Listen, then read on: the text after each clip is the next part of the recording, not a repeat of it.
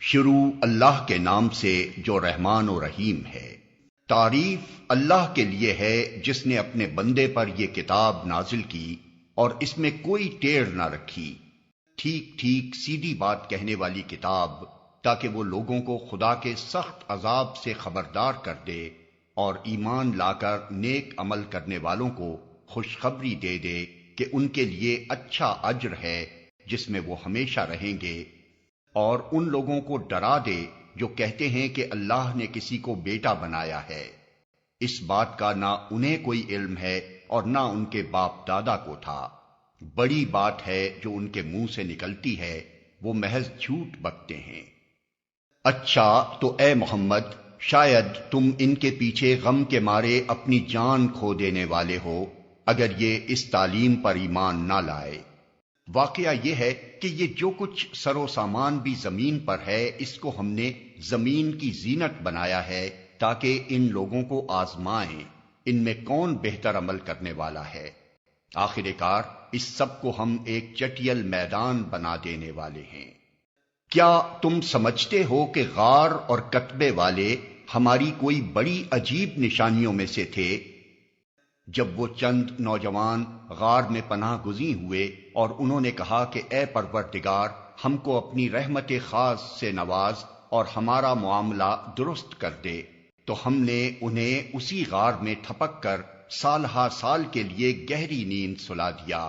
پھر ہم نے انہیں اٹھایا تاکہ دیکھیں ان کے دو گروہوں میں سے کون اپنی مدت قیام کا ٹھیک شمار کرتا ہے۔ ہم ان کا اصل قصہ تمہیں سناتے ہیں۔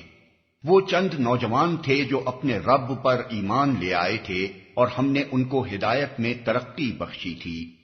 ہم نے ان کے دل اس وقت مضبوط کر دیے جب وہ اٹھے اور انہوں نے اعلان کر دیا کہ ہمارا رب تو بس وہی ہے جو آسمانوں اور زمین کا رب ہے، ہم اسے چھوڑ کر کسی دوسرے معبود کو نہ پکاریں گے، اگر ہم ایسا کریں تو بالکل بے جا بات کریں گے۔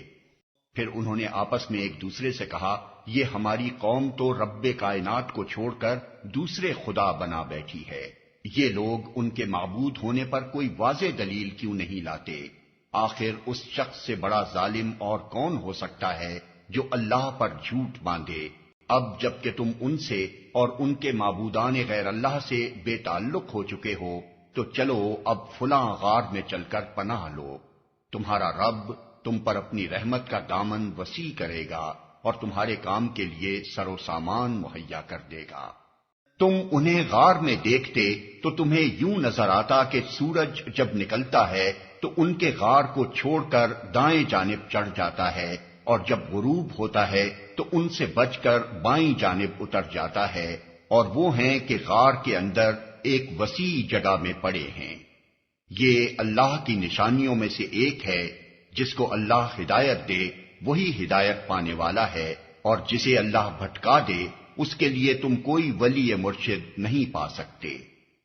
تم انہیں دیکھ کر یہ سمجھتے کہ وہ جاگ رہے ہیں، حالانکہ وہ سو رہے تھے۔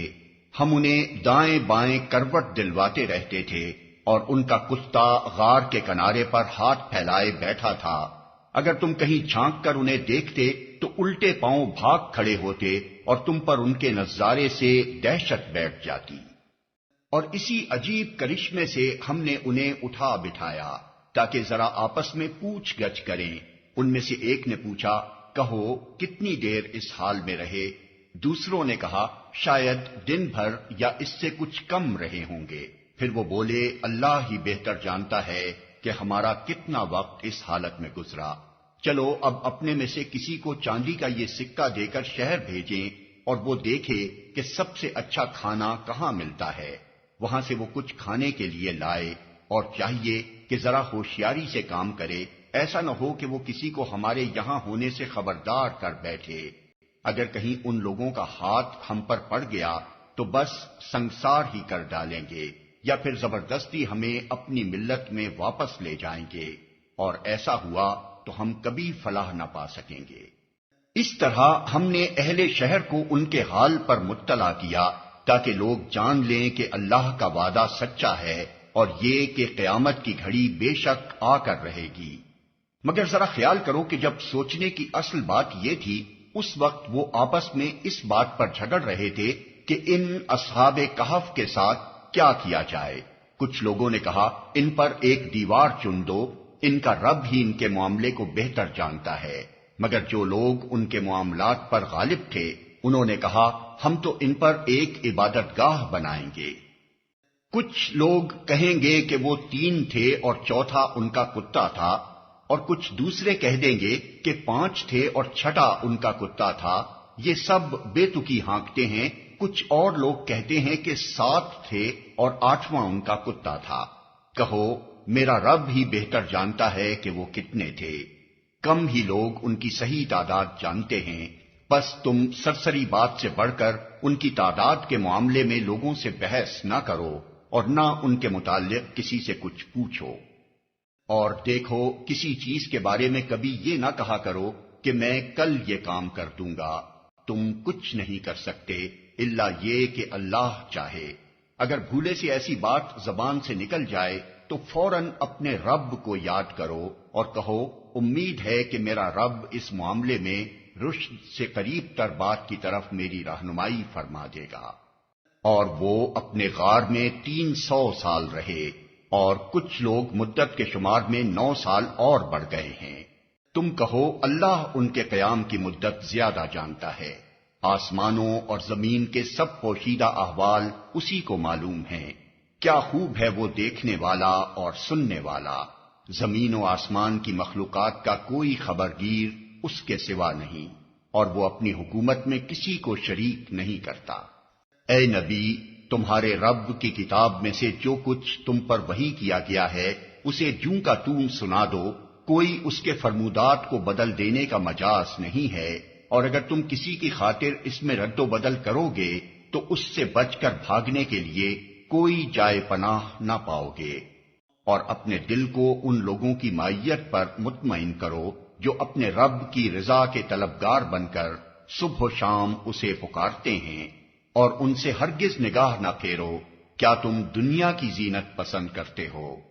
کسی ایسے شخص کی اطاعت نہ کرو جس کے دل کو ہم نے اپنی یاد سے غافل کر دیا ہے، اور جس نے اپنی خواہش نفس کی پیروی اختیار کر لی ہے، اور جس کا طریقہ کار افراط و تفریط پر مبنی ہے۔ صاف کہہ دو کہ یہ حق ہے تمہارے رب کی طرف سے، اب جس کا جی چاہے مان لے اور جس کا جی چاہے انکار کر دے۔ ہم نے انکار کرنے والے ظالموں کے لیے ایک آگ تیار کر رکھی ہے جس کی لپٹیں انہیں گھیرے میں لے چکی ہیں۔ وہاں اگر وہ پانی مانگیں گے تو ایسے پانی سے ان کی تواضع کی جائے گی جو تیل کی تلچھٹ جیسا ہوگا اور ان کا منہ بھون ڈالے گا۔ بدترین پینے کی چیز اور بہت بری آرام گاہ۔ رہے وہ لوگ جو مان لیں اور نیک عمل کریں تو یقیناً ہم نیکوکار لوگوں کا اجر ضائع نہیں کیا کرتے۔ ان کے لیے سدا بہار جنتیں ہیں جن کے نیچے نہریں بہ رہی ہوں گی، وہاں وہ سونے کے کنگنوں سے آراستہ کیے جائیں گے، باریک ریشم اور اطلس و دیبا کے سبز کپڑے پہنیں گے اور اونچی مسندوں پر تکیے لگا کر بیٹھیں گے۔ بہترین اجر اور اعلیٰ درجے کی جائے قیام۔ اے محمد، ان کے سامنے ایک مثال پیش کرو۔ 2 شخص تھے، ان میں سے ایک کو ہم نے انگور کے 2 باغ دیے اور ان کے گرد کھجور کے درختوں کی باڑ لگائی اور ان کے درمیان کاشت کی زمین رکھی۔ دونوں باغ خوب پھلے پھولے اور بارآور ہونے میں انہوں نے ذرا سی کسر بھی نہ چھوڑی۔ ان باغوں کے اندر ہم نے ایک نہر جاری کر دی اور اسے خوب نفع حاصل ہوا۔ یہ کچھ پا کر ایک دن وہ اپنے ہمسائے سے بات کرتے ہوئے بولا، میں تجھ سے زیادہ مالدار ہوں اور تجھ سے زیادہ طاقتور نفری رکھتا ہوں۔ پھر وہ اپنی جنت میں داخل ہوا اور اپنے نفس کے حق میں ظالم بن کر کہنے لگا، میں نہیں سمجھتا کہ یہ دولت کبھی فنا ہو جائے گی، اور مجھے توقع نہیں کہ قیامت کی گھڑی کبھی آئے گی۔ تاہم اگر کبھی مجھے اپنے رب کے حضور پلٹایا بھی گیا تو ضرور اس سے بھی زیادہ شاندار جگہ پاؤں گا۔ اس کے ہمسائے نے گفتگو کرتے ہوئے اس سے کہا، کیا تو کفر کرتا ہے اس ذات سے جس نے تجھے مٹی سے اور پھر نطفے سے پیدا کیا اور تجھے ایک پورا آدمی بنا کھڑا کیا؟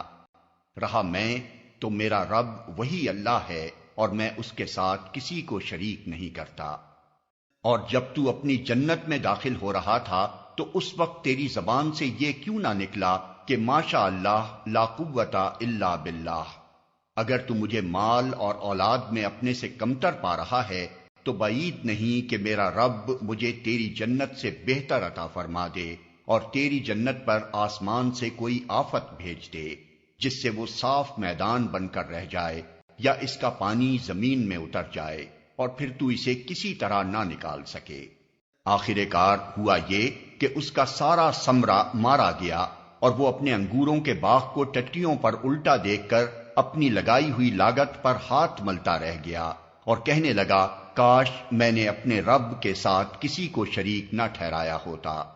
نہ ہوا اللہ کو چھوڑ کر اس کے پاس کوئی جتھا کہ اس کی مدد کرتا اور نہ کر سکا وہ آپ ہی اس آفت کا مقابلہ۔ اس وقت معلوم ہوا کہ کارسازی کا اختیار خدائے برحق ہی کے لیے ہے۔ انعام وہی بہتر ہے جو وہ بخشے اور انجام وہی بخیر ہے جو وہ دکھائے۔ اور اے نبی انہیں حیات دنیا کی حقیقت اس مثال سے سمجھاؤ کہ آج ہم نے آسمان سے پانی برسا دیا تو زمین کی پود خوب گھنی ہو گئی اور کل وہی نباتات بھس بن کر رہ گئی جسے ہوائیں اڑائے لیے پھرتی ہیں۔ اللہ ہر چیز پر قدرت رکھتا ہے۔ یہ مال اور یہ اولاد محض دنیاوی زندگی کی ایک ہنگامی آرائش ہے، اصل میں تو باقی رہ جانے والی نیکیاں ہی تیرے رب کے نزدیک نتیجے کے لحاظ سے بہتر ہیں اور انہی سے اچھی امیدیں وابستہ کی جا سکتی ہیں۔ فکر اس دن کی ہونی چاہیے جبکہ ہم پہاڑوں کو چلائیں گے اور تم زمین کو بالکل برہنہ پاؤ گے اور ہم تمام انسانوں کو اس طرح گھیر کر جمع کریں گے کہ اگلوں پچھلوں میں سے ایک بھی نہ چھوٹے گا، اور سب کے سب تمہارے رب کے حضور صف در صف پیش کیے جائیں گے۔ لو دیکھ لو آ گئے نا تم ہمارے پاس، اسی طرح جیسا ہم نے تم کو پہلی بار پیدا کیا تھا۔ تم نے تو یہ سمجھا تھا کہ ہم نے تمہارے لیے کوئی وعدے کا وقت مقرر ہی نہیں کیا ہے، اور نامہ اعمال سامنے رکھ دیا جائے گا۔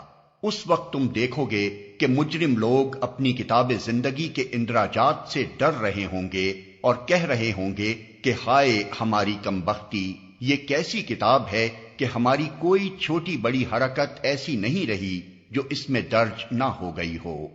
جو کچھ انہوں نے کیا تھا وہ سب اپنے سامنے حاضر پائیں گے اور تیرا رب کسی پر ذرا ظلم نہ کرے گا۔ یاد کرو جب ہم نے فرشتوں سے کہا کہ آدم کو سجدہ کرو تو انہوں نے سجدہ کیا مگر ابلیس نے نہ کیا، وہ جنوں میں سے تھا، اس لیے اپنے رب کے حکم کی اطاعت سے نکل گیا۔ اب کیا تم مجھے چھوڑ کر اس کو اور اس کی ذریت کو اپنا سرپرست بناتے ہو، حالانکہ وہ تمہارے دشمن ہیں؟ بڑا ہی برا بدل ہے جسے ظالم لوگ اختیار کر رہے ہیں۔ میں نے آسمان و زمین پیدا کرتے وقت ان کو نہیں بلایا تھا اور نہ خود ان کی اپنی تخلیق میں انہیں شریک کیا تھا۔ میرا یہ کام نہیں ہے کہ گمراہ کرنے والوں کو اپنا مددگار بنایا کروں۔ پھر کیا کریں گے یہ لوگ اس روز جبکہ ان کا رب ان سے کہے گا کہ پکارو اب ان ہستیوں کو جنہیں تم میرا شریک سمجھ بیٹھے تھے، یہ ان کو پکاریں گے مگر وہ ان کی مدد کو نہ آئیں گے اور ہم ان کے درمیان ایک ہی ہلاکت کا گڑھا مشترک کر دیں گے۔ سارے مجرم اس روز آگ دیکھیں گے اور سمجھ لیں گے کہ اب انہیں اس میں گرنا ہے اور وہ اس سے بچنے کے لیے کوئی جائے پناہ نہ پائیں گے۔ ہم نے اس قرآن میں لوگوں کو طرح طرح سے سمجھایا مگر انسان بڑا ہی جھگڑالو واقع ہوا ہے۔ ان کے سامنے جب ہدایت آئی تو اسے ماننے اور اپنے رب کے حضور معافی چاہنے سے آخر ان کو کس چیز نے روک دیا؟ اس کے سوا اور کچھ نہیں کہ وہ منتظر ہیں کہ ان کے ساتھ بھی وہی کچھ ہو جو پچھلی قوموں کے ساتھ ہو چکا ہے، یا یہ کہ وہ عذاب کو سامنے آتے دیکھ لیں۔ رسولوں کو ہم اس کام کے سوا اور کسی غرض کے لیے نہیں بھیجتے کہ وہ بشارت اور تنبیہ کی خدمت انجام دے دیں، مگر کافروں کا حال یہ ہے کہ وہ باطل کے ہتھیار لے کر حق کو نیچا دکھانے کی کوشش کرتے ہیں، اور انہوں نے میری آیات کو اور ان تنبیہات کو جو انہیں کی گئیں مذاق بنا لیا ہے۔ اور اس شخص سے بڑھ کر ظالم اور کون ہے جسے اس کے رب کی آیات سنا کر نصیحت کی جائے اور وہ ان سے منہ پھیرے اور اس برے انجام کو بھول جائے جس کا سر و سامان اس نے اپنے لیے خود اپنے ہاتھوں کیا ہے۔ جن لوگوں نے یہ روش اختیار کی ہے ان کے دلوں پر ہم نے غلاف چڑھا دیے ہیں جو انہیں قرآن کی بات نہیں سمجھنے دیتے، اور ان کے کانوں میں ہم نے گرانی پیدا کر دی ہے۔ تم انہیں ہدایت کی طرف کتنا ہی بلاؤ، وہ اس حالت میں کبھی ہدایت نہ پائیں گے۔ تیرا رب بڑا درگزر کرنے والا اور رحیم ہے۔ وہ ان کے کرتوتوں پر انہیں پکڑنا چاہتا تو جلدی ہی عذاب بھیج دیتا، مگر ان کے لیے وعدے کا ایک وقت مقرر ہے، اور اس سے بچ کر بھاگ نکلنے کی یہ کوئی راہ نہ پائیں گے۔ یہ عذاب رسیدہ بستیاں تمہارے سامنے موجود ہیں، انہوں نے جب ظلم کیا تو ہم نے انہیں ہلاک کر دیا، اور ان میں سے ہر ایک کی ہلاکت کے لیے ہم نے وقت مقرر کر رکھا تھا۔ ذرا ان کو وہ قصہ سناؤ جو موسیٰ کو پیش آیا تھا، جبکہ موسیٰ نے اپنے خادم سے کہا تھا کہ میں اپنا سفر ختم نہ کروں گا جب تک کہ دونوں دریاؤں کے سنگم پر نہ پہنچ جاؤں، ورنہ میں ایک زمانہ دراز تک چلتا ہی رہوں گا۔ پس جب وہ ان کے سنگم پر پہنچے تو اپنی مچھلی سے غافل ہو گئے، اور وہ نکل کر اس طرح دریا میں چلی گئی جیسے کوئی سرنگ لگی ہے۔ آگے جا کر موسیٰ نے اپنے خادم سے کہا، لاؤ ہمارا ناشتہ، آج کے سفر میں تو ہم بری طرح تھک گئے ہیں۔ خادم نے کہا، آپ نے دیکھا یہ کیا ہوا؟ جب ہم اس چٹان کے پاس ٹھہرے ہوئے تھے اس وقت مجھے مچھلی کا خیال نہ رہا، اور شیطان نے مجھ کو ایسا غافل کر دیا کہ میں اس کا ذکر آپ سے کرنا بھول گیا۔ مچھلی تو عجیب طریقے سے نکل کر دریا میں چلی گئی۔ موسیٰ نے کہا، اسی کی تو ہمیں تلاش تھی۔ چنانچہ وہ دونوں اپنے نقش قدم پر پھر واپس ہوئے، اور وہاں انہوں نے ہمارے بندوں میں سے ایک بندے کو پایا جسے ہم نے اپنی رحمت سے نوازا تھا اور اپنی طرف سے ایک خاص علم عطا کیا تھا۔ موسیٰ نے اس سے کہا، کیا میں آپ کے ساتھ رہ سکتا ہوں تاکہ آپ مجھے بھی اس دانش کی تعلیم دیں جو آپ کو سکھائی گئی ہے؟ اس نے جواب دیا، آپ میرے ساتھ صبر نہیں کر سکتے، اور جس چیز کی آپ کو خبر نہ ہو آخر آپ اس پر صبر کر بھی کیسے سکتے ہیں؟ موسیٰ نے کہا، انشاءاللہ آپ مجھے صابر پائیں گے، اور میں کسی معاملے میں آپ کی نافرمانی نہ کروں گا۔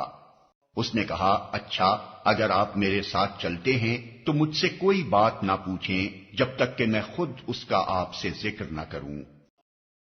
اب وہ دونوں روانہ ہوئے، یہاں تک کہ جب وہ ایک کشتی میں سوار ہو گئے تو اس شخص نے کشتی میں شگاف ڈال دیا۔ موسیٰ نے کہا، آپ نے اس میں شگاف ڈال دیا تاکہ سب کشتی والوں کو ڈبو دیں، یہ تو آپ نے ایک سخت حرکت کر ڈالی۔ اس نے کہا، میں نے تم سے کہا نہ تھا کہ تم میرے ساتھ صبر نہیں کر سکتے؟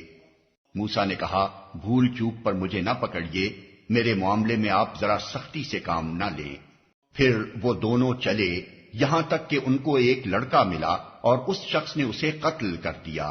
موسیٰ نے کہا، آپ نے ایک بے گناہ کی جان لے لی، حالانکہ اس نے کسی کا خون نہ کیا تھا، یہ کام تو آپ نے بہت ہی برا کیا۔ اس نے کہا، میں نے تم سے کہا نہ تھا کہ تم میرے ساتھ صبر نہیں کر سکتے؟ موسیٰ نے کہا، اس کے بعد اگر میں آپ سے کچھ پوچھوں تو آپ مجھے ساتھ نہ رکھیں، لیجئے اب تو میری طرف سے آپ کو عذر مل گیا۔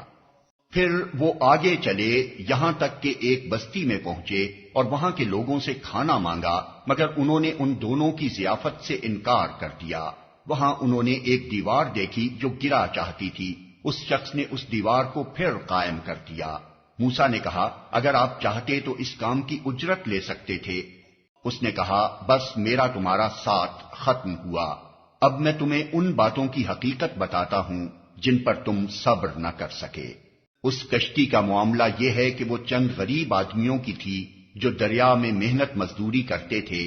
میں نے چاہا کہ اسے عیب دار کر دوں، کیونکہ آگے ایک ایسے بادشاہ کا علاقہ تھا جو ہر کشتی کو زبردستی چھین لیتا تھا۔ رہا وہ لڑکا تو اس کے والدین مومن تھے، ہمیں اندیشہ ہوا کہ یہ لڑکا اپنی سرکشی اور کفر سے ان کو تنگ کرے گا، اس لیے ہم نے چاہا کہ ان کا رب اس کے بدلے ان کو ایسی اولاد دے جو اخلاق میں بھی اس سے بہتر ہو اور جس سے صلہ رحمی بھی زیادہ متوقع ہو۔ اور اس دیوار کا معاملہ یہ ہے کہ یہ دو یتیم لڑکوں کی ہے جو اس شہر میں رہتے ہیں، اس دیوار کے نیچے ان بچوں کے لیے ایک خزانہ مدفون ہے اور ان کا باپ ایک نیک آدمی تھا، اس لیے تمہارے رب نے چاہا کہ یہ دونوں بچے بالغ ہوں اور اپنا خزانہ نکال لیں۔ یہ تمہارے رب کی رحمت کی بنا پر کیا گیا ہے، میں نے کچھ اپنے اختیار سے نہیں کر دیا ہے۔ یہ ہے حقیقت ان باتوں کی جن پر تم صبر نہ کر سکے۔ اور اے محمد، یہ لوگ تم سے ذوالقرنین کے بارے میں پوچھتے ہیں، ان سے کہو میں اس کا کچھ حال تم کو سناتا ہوں۔ ہم نے اس کو زمین میں اقتدار عطا کر رکھا تھا اور اسے ہر قسم کے اسباب و وسائل بخشے تھے۔ اس نے پہلے مغرب کی طرف ایک مہم کا سر و سامان کیا، حتیٰ کہ جب وہ غروب آفتاب کی حد تک پہنچ گیا تو اس نے سورج کو ایک کالے پانی میں ڈوبتے دیکھا اور وہاں اسے ایک قوم ملی۔ ہم نے کہا اے ذوالقرنین، تجھے یہ مقدرت بھی حاصل ہے کہ ان کو تکلیف پہنچائے اور یہ بھی کہ ان کے ساتھ نیک رویہ اختیار کرے۔ اس نے کہا جو ان میں سے ظلم کرے گا ہم اس کو سزا دیں گے، پھر وہ اپنے رب کی طرف پلٹایا جائے گا اور وہ اسے اور زیادہ سخت عذاب دے گا، اور جو ان میں سے ایمان لائے گا اور نیک عمل کرے گا اس کے لیے اچھی جزا ہے اور ہم اس کو نرم احکام دیں گے۔ پھر اس نے ایک دوسری مہم کی تیاری کی، یہاں تک کہ طلوع آفتاب کی حد تک جا پہنچا۔ وہاں اس نے دیکھا کہ سورج ایک ایسی قوم پر طلوع ہو رہا ہے جس کے لیے دھوپ سے بچنے کا کوئی سامان ہم نے نہیں کیا ہے۔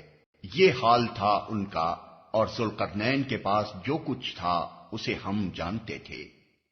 پھر اس نے ایک اور مہم کا سامان کیا، یہاں تک کہ جب دو پہاڑوں کے درمیان پہنچا تو اسے ان کے پاس ایک قوم ملی جو مشکل ہی سے کوئی بات سمجھتی تھی۔